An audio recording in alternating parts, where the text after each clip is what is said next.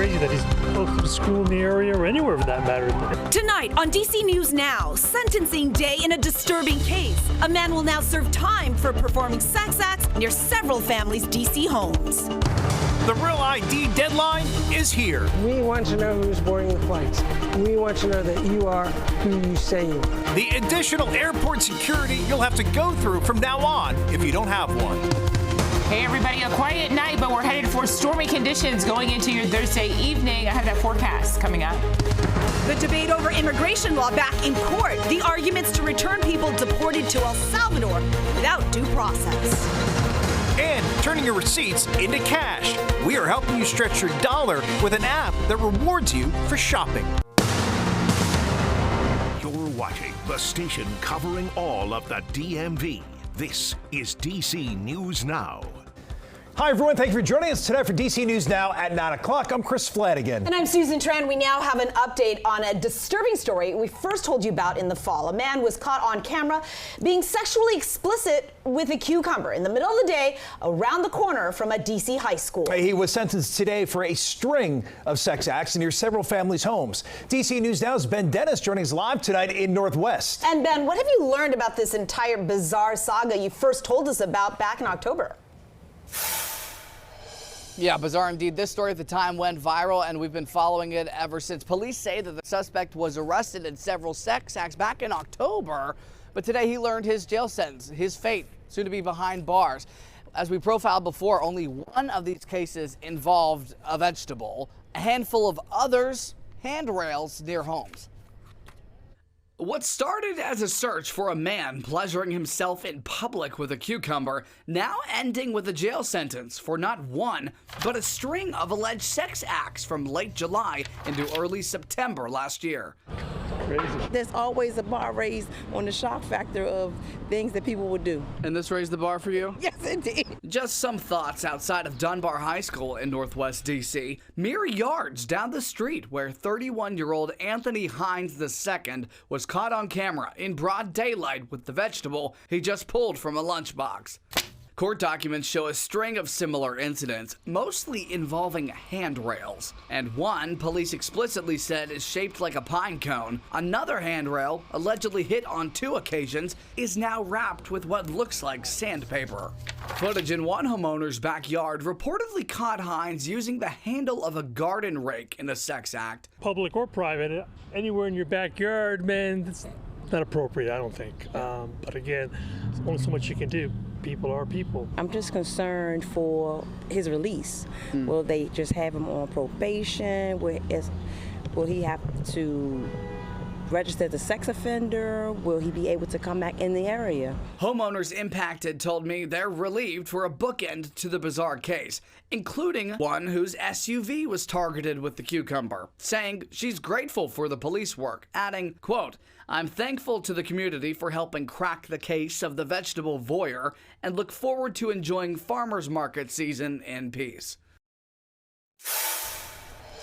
And just today, Hines was sentenced for 5 counts of lewd, indecent, or obscene acts, 4 counts related to accessing private property when he wasn't supposed to be there. He did plead guilty and was sentenced to 360 days in jail, but will serve 6 months according to the terms after pleading guilty, and an additional 2 years of probation. In DuPont Circle in Northwest DC, Ben Dennis, back to you. Thank you. And new tonight, justice for a Maryland family. A D.C. man admits to killing his ex-girlfriend's mother more than 20 years ago. Eugenia Gligor pleaded guilty to second-degree murder. Investigators say that back in 2001, he beat and strangled Leslie Prier, killing her in her Chevy Chase home. Now, evidence that police collected back then included a water bottle they say linked Gligor to the crime scene.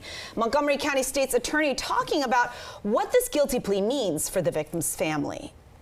I feel it's justice. It's wonderful that this has happened, and to have this mystery finally solved for them as to who took this wonderful woman from their life. But I'm proud of what we do together, and I'm proud of our continuing search to find creative ways to make people in this community safer, and we did it in this case. Gligor will be sentenced in August and faces up to 30 years in prison. A tricky day to travel. The Real ID law finally enacted. It makes security checks at airports more of a hassle if you don't have the proper license. The change, years in the making, following numerous delays dating back to 2008. Most airports say things went fairly smoothly for the most part, without long waits to get through security. But not everyone was ready. DC News Now's Mariel Carbone is at DCA with the new hurdles for the travelers without their real IDs. If you don't have that real ID and are flying out today, you won't be turned away, but TSA says you will be required to go through some additional security measures. Now, again, today, TSA agents were on hand answering questions. Meanwhile, at local DMVs, people were still scrambling to get those new IDs. Inside the Arlington DMV, crowds of people lining up, waiting to get their real ID. Everybody in there is getting a real ID. Deborah Bayanin was one of them, at least she tried to be. You have to have proof of address, 2 forms of ID. I was just missing one proof of address, so I couldn't get it today. But she plans to get it as soon as possible. Because I do fly a lot, so I do need it. As of Wednesday, TSA checkpoints across the country are now requiring a real ID or other form of compliant ID to fly. We want to know who's boarding the flights. We want to know that you are who you say you are. Lisa Farbstein is with the TSA and says a real ID includes stricter security standards. They were developed after the 9/11 terrorist attacks, but took nearly 2 decades to finally implement. To know if you have one, You're going to look for a star on that license. According to the TSA, 81% of travelers already have a real ID or other acceptable form of ID. Because today's the deadline, I need to travel. So Terry Welter is now part of that group. actually, it was easy. I made an appointment ahead of time, and they got me in within 5 minutes. But others are still skeptical. Basically, is the fly, and that's it. Ken Tyler says he's never flown before and doesn't plan to, so he's not getting one. I just stay on the ground. And other forms of compliant ID include your passport or a tribal nation card and many more. We've got that full list for you up on our website. That is DCNewsNow.com. Reporting from Reagan National, I'm Mariel Carbone, DC News Now. All right, not a bad day and bad evening to fly. The weather fantastic for a midweek. I know, but Chief Meteorologist Janessa Webb joining us now. Things are going to change per usual. Yeah, we're going to get rid of this rain before the weekend, so that's good timing. Yeah, it's a positive look on it. We do have some severe weather that's going to drop in here by tomorrow evening. So you do have most of your morning tomorrow that will stay on the dry side. So that's going to be the positive of the situation. Also helping our drought that we are really extremely in here across the region. 68, mostly cloudy conditions right now. Dew points, they are down, and winds, they are minimal as well, coming out of the east about 5 to 10 miles per hour. Lots of 60s here from Lexington Park up towards Westminster. Pretty comfortable across the entire region. May need a light coat going into tomorrow morning, but we are going to see a good amount of sun and clouds. We do have this kind of cold front coming through, but it's a dry cold front, so we're not worried about any moisture until it comes out of St. Louis, parts of Indiana and Chicago. That'll eventually make its way into our region going into tomorrow. So really, it's comfortable, a great start tomorrow. It's our evening commute that's in jeopardy tomorrow with widespread scattered storms back into the forecast. More on that coming up. All right, Janessa, we'll see you then. In the district, police are searching tonight for the driver of a deadly hit and run. It happened just after 4 this morning in the U Street Metro station. The man died at the scene and the driver took off. Police say the car is a 2017 Hyundai Santa Fe with Maryland tags. The license plate number is on our website, DCNewsNow.com.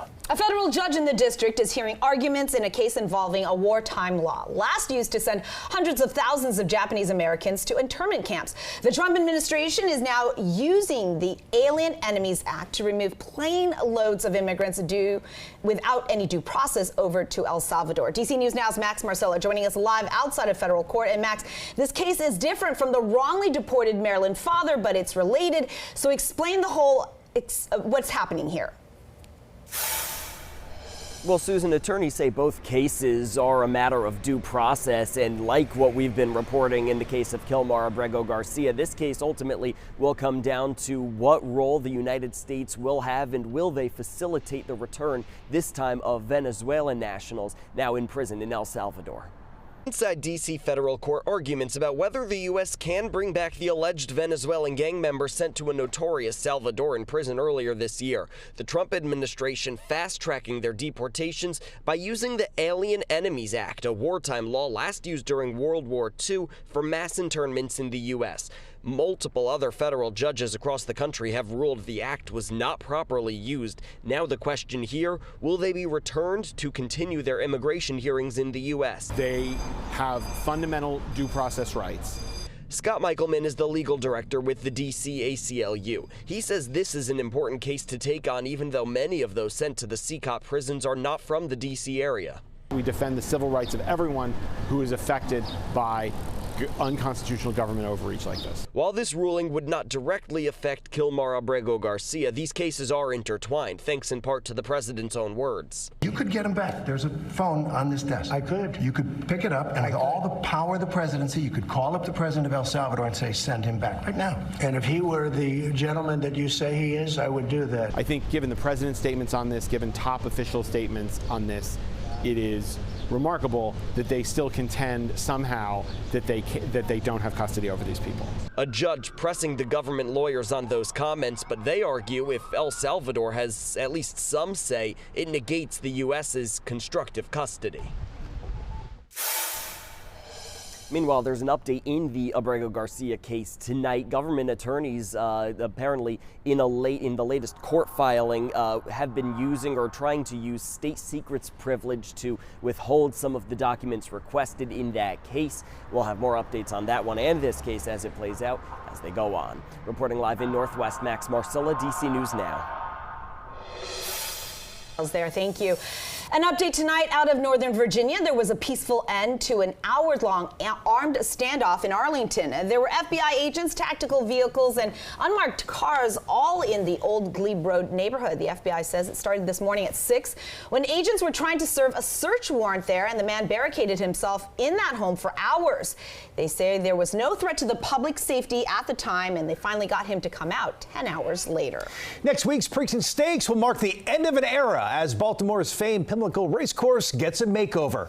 A Maryland board approved the multi-million-dollar contract to begin the demolition and rebuilding of the legendary track. The vote comes just 10 days before the 150th Preakness Stakes, which will run Saturday, May 17th. It'll be the last time the second jewel of the Triple Crown will be held with the existing structures in place before the track is rebuilt on that same site. Demolition will begin shortly after the Preakness. World Pride kicks off in the district on the 17th. It's going to bring millions of people to D.C. over a 3-week span and feature concerts, parties, rallies, and sporting events. It culminates with the iconic and very colorful Capitol Pride Parade on June 7th. The route starts in Logan Circle, winds down 14th Street, and ends on Pennsylvania Avenue, where you will be able to see Wicked star Cynthia Erivo performing. You can find the full list of all the World Pride events and performances on our website, dcnewsnow.com.